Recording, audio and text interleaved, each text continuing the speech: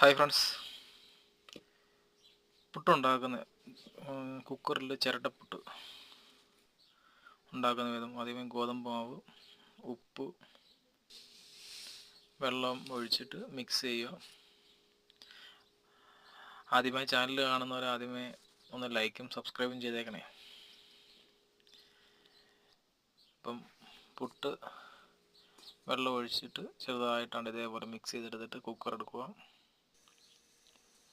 കുക്കറിൽ വെള്ളം തിളച്ചതിന് ശേഷം ചിരട്ട വെച്ച്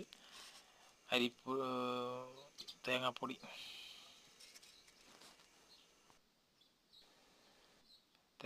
ഇട്ടിട്ട് മാവും എടുത്ത് ഇതേപോലെ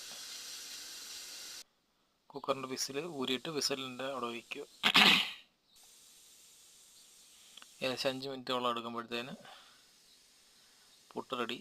അതുകൊണ്ട് ആവി വന്നു തുടങ്ങി. അപ്പം ചാനലിൽ ആദ്യമായിട്ട് കാണുന്നവർ ഒന്ന് ലൈക്കും സബ്സ്ക്രൈബും ചെയ്തേക്കണേ, ഒന്ന് സപ്പോർട്ട് ചെയ്യണേ. Okay, thank you. പുതിയൊരു വീഡിയോ ആയിട്ട് വീണ്ടും കാണാം.